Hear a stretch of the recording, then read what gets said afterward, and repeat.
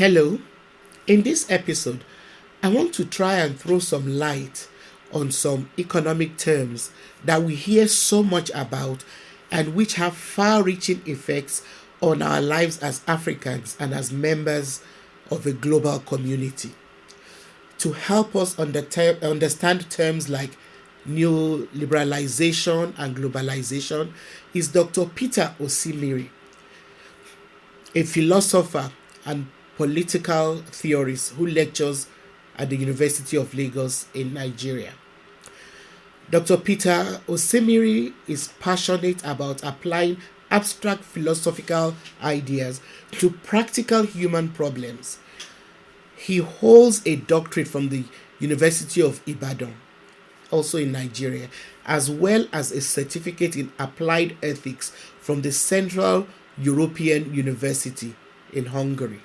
With a broad background in philosophy and politics, his interest in issues of justice and human development is reflected in his research, which covers a wide range of areas including ethics, political philosophy, bioethics, and environmental philosophy. Please welcome Dr. Peter Osimiri. Please, can you explain to us in a layman's language the meaning of the word liberalism and also globalization? Okay, maybe I should start with globalization. When I hear the word globalization, a few concepts come to mind. Those are integration, interconnection, and interdependence. So you might say that globalization is the increasing integration of societies across the world along economic, cultural, and political lines. But I think that economic globalization is the most important because it's the one that is generating most of the controversies that you see around globalization. Neoliberalism actually is a dominant economic ideology in the age of advanced capitalism. Dominant because the socialist alternative actually went away with the collapse of the Soviet Union.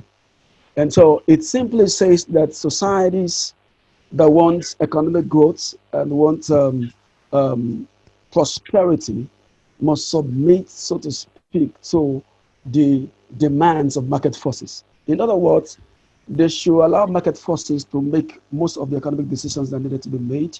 They should allow for flexibility of labor, and they should also allow for the state to be rolled back from provisioning of social services so that the market takes, predominance within the society. In other words, in countries that are supposed to be running a democracy, we're supposed to take responsibility away from the government elected by the people and then give authority to the market. Authority to do with our welfare, schooling, and all of that. So, who is this market, or what is this market? Market forces actually is the manipulation of certain agencies trying to manipulate how things are distributed and consumed around the world. Now, to talk about the democratic aspect, that's very true that indeed, when you abdicate, I think I like to use the word, when states abdicate the space of making economic decisions to market forces, they simply allow undemocratic forces to take control of a charge of society. How is liberalism different from neoliberalism? Liberalism actually it's different from neoliberalism, even though they are connected in a way. They are connected in the sense that ultimately neoliberalism takes its roots from classical economics, and then the fact that there's an interest in freedom. But the difference is that while liberalism, it's a political philosophy that puts a lot of premium on and individual liberty and equality. The liberal is of the opinion that we must arrange the society in such a way that it promotes individual liberty. So a liberal most likely will endorse democracy because that will both promote individual liberty and equality at the same time. But neoliberalism is different in the sense that the interest of neoliberalism is on the freedom of capital and market forces. It wants a situation where we can have unfettered operation of market forces and, of course, capital. So the basic difference why both are interested, both ideologies are interested in liberty. One wants to promote the liberty of the individual, while the other wants to promote the liberty of market forces and, of course, capital. What is interesting about governance is that there are different areas where governance takes place. Okay. You can govern the economy, you can govern the polity, you can govern perhaps even your health system has to be governed. So when it comes to governing the economy, they're asking for government to roll back in that area, in that space, and then for market forces to step in. And interestingly, the market forces and those behind it are not in any way elected because there is no neutral market forces anywhere. There are people behind market forces. There are individuals behind market forces. For instance, there are buyers cartel, there are sellers cartel who can ultimately affect the pricing of certain commodities. So don't let anybody buy the idea that there's a neutral market somewhere that does all these things. The truth of the matter is that states are being asked to roll back from providing social services, social amenities, from delivering social services so that the market forces can take over. Interestingly, that actually creates a room for, capitalists to maximize their profit when the state rolls back and they step into the role of the state. Now, so how did the neoliberal ideology begin, and how did it become so widespread? The neoliberal agenda, actually, if I follow David Harvey, um, actually can be traced back to the 1970s, where there was the oil shock, and that's because the OPEC countries decided to quadruple the price of oil. And so Arab nations made a lot of money. That includes Saudi Arabia, Kuwait, and of course, UAE. Now, some of these monies eventually found their way into banks in America. And these banks took this money because that became some sort of business for them. America actually was in some form of economic distress at this time. And so these banks took the money and they borrowed third world countries around the world with very high interest rates. Of course, they had to keep servicing this debt. And at some point in the 80s, Mexico declared bankruptcy and said it couldn't pay, or services debts anymore. In fact, it's not going to pay anymore. And of course, a number of countries, followed suit. And when this happened, the American government had to move in because that creates a very big problem to them.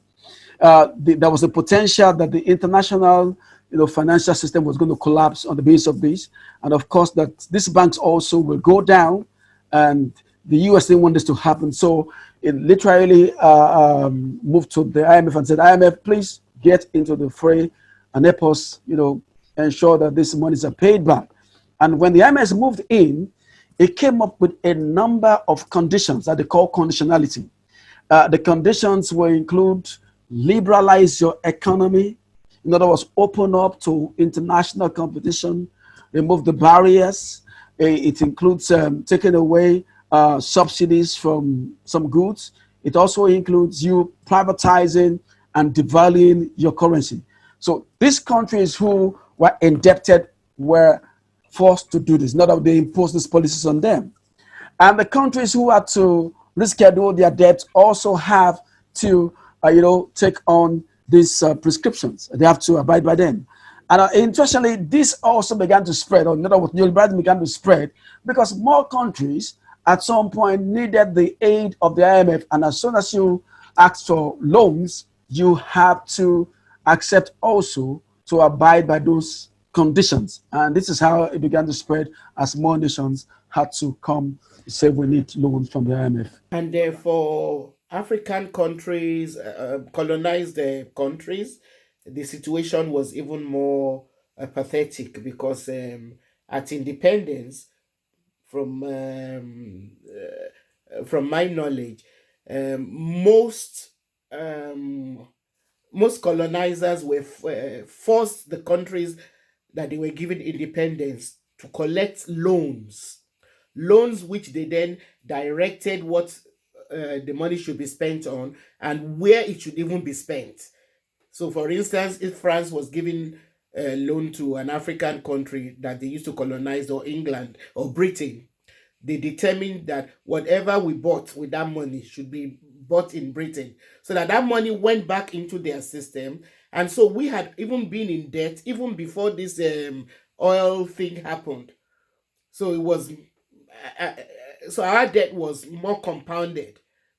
That's correct. And Because I think that's part of a strategy. Is part of a strategy of the colonial interlopers. One of my professors said, don't call them masters, call them interlopers. That's one of the strategy of the colonial interlopers to keep this country, under subjugation and exploitation. These countries have gotten flag independence, and it is a character of colonialism, which now expresses itself in neocolonialism, to ensure that you tie these countries to the upper springs of their XY colonial interlopers. And of course, so the whole idea was to ensure that they still have some control over these nations who are borrowed money, who are African countries. so these so-called world organizations, IMF, International Monetary Fund, World Bank, World Trade Organizations, what is their role in pushing this agenda, the neoliberal agenda and globalization, and why? Let me begin with the answer why. What is very clear is that the neoliberal project is one that will give undue advantage to some nations, and of course, with disadvantage a number of nations.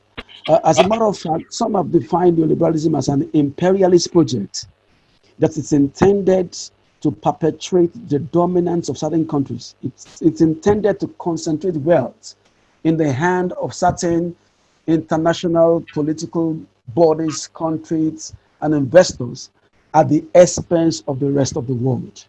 And so it's clear why this is being done. WTO, for instance, tells you we want free trade, remove all the barriers to free trade, allow trade to just flow across the nations. But that's a rhetoric. What happens in reality is that when you say free trade, you actually create a situation where there is unfair trade. Because when you have two unequal trading partners involved in the trade, it's so clear where the advantage will go. And apart from that, even when there's so much noise about free trade, there are certain concessions that are given to very powerful nations of the world, that allows them to determine whether they want to get certain products from some parts of the world. So it's some kind of protectionism that is actually put up by this nation. So there is really no free trade anywhere. What you're having there is actually a trade system that is skewed in the favor of very powerful nations of the world. So that way, the neoliberal agenda is actually fostered and promoted. And then when you come to the World Bank and the IMF, these are countries that want to provide loans for economically distressed nations, but these nations have to accept their conditionalities. And these conditionalities, interestingly, actually are the ones that makes it easier, or actually tend to perpetuate the dominance of those capitalist advanced superpowers of the world, because look at some of the policies. You devalue your currency. If I devalue my currency, immediately disposable incomes is lowered. Immediately the price of goods goes up, because many of these goods are actually produced with inputs from raw materials from overseas, which have to be bought in dollars. And when you do that, you also create a situation where I bring $5,000 from somewhere, and then I'm in money. because currencies at the local level has been devalued. So that gives undue advantage to countries that are high up there, economically speaking. Now, so these prescriptions that are brought up by the World Bank and the IMF actually further spread the dominance of the countries, the advanced countries of the world, who are economically, very buoyant. And there's also the problem with pricing, so that the cocoa farmer in one state in Nigeria or somewhere in Ghana who produces his cocoa, if he wants to sell that cocoa on the international market, he has no say in how much he wants to sell it for. The price is determined by the global powers. So also, when he wants to now bring in the end products of the cocoa, they also determine the price. Is this all part of the neoliberalism and globalization work? It's part of the policies that is used to promote the neoliberal agenda. It gives you the neoliberal gives you a false impression that, well, we're doing trading, it's a partnership, but that's not what it is. It's very clear, like you said, that when African countries who have been incorporated forcefully, not on their own terms, into the international economic system as raw materials, bring in their products, they do not have any control over the price. Now, that definitely gives an undue advantage to countries that are already very powerful. Now, and when this industrialized nation brings in their own finished products, industrial goods into the third world, they have control over the price. That tells you already that the balance of trade between these nations will favor some nations, will favor those who are powerful. And it also means that it's a process that will continue to impoverish, the poor nations of the world and enrich the rich nations of the world. It's a very unfair system. Yeah, but some would say that all these criticisms, all these critiques of the neoliberal agenda, do they not constitute like a shift towards communism or Marxism? What's the difference between communism, Marxism, and on one side, and neoliberal agenda on the other side? The critique of neoliberalism or the neoliberal agenda does not necessarily imply an endorsement of communism or Marxism. Many people or many theorists who are actually criticizing neoliberalism are aware that communism has its own problems. There are problems around collective ownership of property. There are problems around tyranny. There are problems about individual liberty in that system. And many people would rather not, endorse such a system. But the critique of neoliberalism is saying that we can run a capitalist system with a human face. In other words, all those excesses of neoliberalism, all the unnecessary focus on private capital and market forces can also be regulated to some extent so that the damage it will do to the poor and the vulnerable will be reduced to its barest minimum. One good thing about capitalism is that it's a very effective producer of things, but it's a bad distributor of things. And so there's a lot of social injustice that goes with the neoliberal system. But that has to be moderated by government, it has to be moderated by principles, and that is what the critique of neoliberal agenda is actually all about. Okay.